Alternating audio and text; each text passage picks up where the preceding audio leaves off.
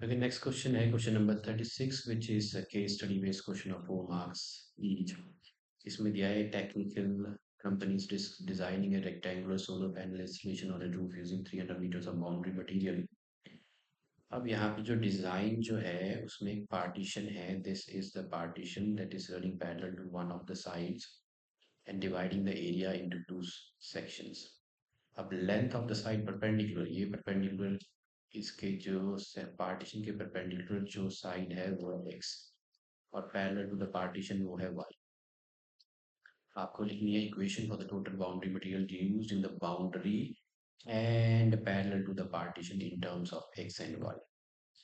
तो ये solar panel कुछ इस तरह से है. This is the solar panel. ये बीच में पार्टीशन, ये जो पार्टीशन के जो परपेंडिकुलर जो साइड है वो है एक्स और जो पैरेलल है वाई.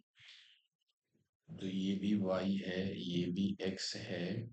अब आपको जो इक्वेशन लिखनी है उसमें पार्टीशन को भी कंसिडर करना है, इसे भी कंसिडर करना है. तो total length of boundary material जो है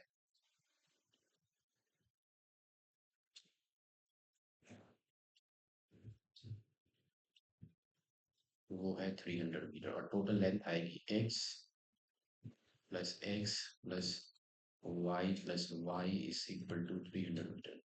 so this is 2x plus 3y is equal to 300. ये है equation in terms of x. second part, write the area of the solar panel as a function of x. as a function of x area होता है, length है x, breadth है y और y यहाँ से निकालना पड़ेगा क्योंकि एरिया चाहिए इन टर्म्स ऑफ x. तो y आ जाएगा 300 minus 2x by 3. So this is x into 300 minus 2x by 3 which is equal to, जिसे हम लिख सकते हैं 1/3 into 300x minus 2x. Okay, ये हो गया. अब चलते हैं थर्ड में. Find the critical points of the area function. Critical points of the area function निकालने के लिए इस एरिया का करना पड़ेगा फर्स्ट ऑर्डर डेरिवेटिव को इक्वेट जीरो. तो d a by d x is equal to zero करना पड़ेगा. डिफरेंशिएशन इसकी करेंगे तो आएगी फर्स्ट ऑर्डर 1/3 है बाहर, 300x की 300 minus this is 4x is equal to zero. तो ये हो जाएगा -4x is equal to -300 and x is equal to 300 divided by 4.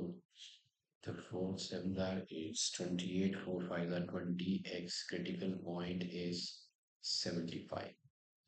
Okay, critical point आ गया 75. Use second derivative test to determine critical point at the maximum area. अब निकाल देंगे second order derivative और check करेंगे क्या x इज इक्वल टू 75 के area maximum है या नहीं. सेकेंड ऑर्डर डेरिवेटिव ये है फर्स्ट. सेकेंड ऑर्डर डेरिवेटिव आ गया -4 विच इज लेस देन 0. इसलिए हम लिखेंगे area is maximum at x is equal to, जब लेंथ 75 है.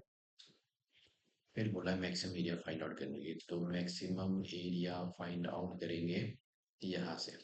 So 1/3 into 300 into 75 minus 2 into 75 का square. So this is 1/3, 75 into 3 is 5 is 15, 7 is 21, 2250 minus से 75 का square. 75 into 75 is equal to 11250. 11250. So this is 1/3 0 5 and 0. 10 में से 5 के 5 2 और 11250. So this is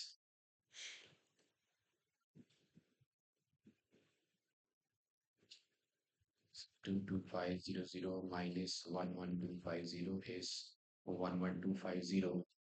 और इसको अगर आपने डिवाइड किया 3 से तो मिलेगा 3750. So 3 3s are 9, 3 7s are 21 5. So 3750 is the maximum area. Okay, next ये हो गया second. Using first derivative test, calculate the maximum area the company can enclose within a meter of boundary material considering the a parallel partition को लेके करना है. तो parallel partition को लेके जो आपका जो एरिया बनेगा उसमें आपको ये इन टर्म्स ऑफ वाई निकालना है। तो इसका मतलब अब मुझे चाहिए एरिया, यहाँ से चाहिए एक्स। तो एक्स हो जाएगा 300 minus 3y/2। So this is 300 minus 3y/2 into y, that is equal to half into 300 y minus 3y square. Okay, now let's find out the first order derivative. तो इसको equate करेंगे zero to get the critical points. So first order derivative है half 300 minus 6y is equal to zero. So negative 6y is equal to negative 300y is equal to 50। अब check करते हैं second order derivative, if at y is equal to 6 area maximum है या नहीं है। तो second order derivative, first order derivative था ये, सेकेंड ऑर्डर डेरिवेटिव आ गया -6 which is less than zero.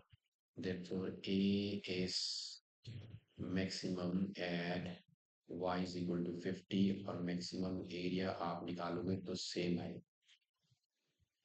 तो ये यूज कर लेते हैं। So this is half into 300 into area यहाँ से निकालेंगे। Substitute the value of y as 15 minus 3 into 50 square. So this is half into 15,000 minus 25,3 is 7,500. So 15,000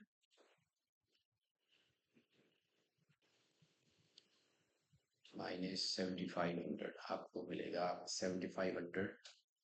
So 7,500 divided by 2, 3 are 6, 7 are 14, 0 save. 3,750 meter square is the maximum area using considering the parallel partition। तो आपको same ही मिलेगा। We are done with question number 36।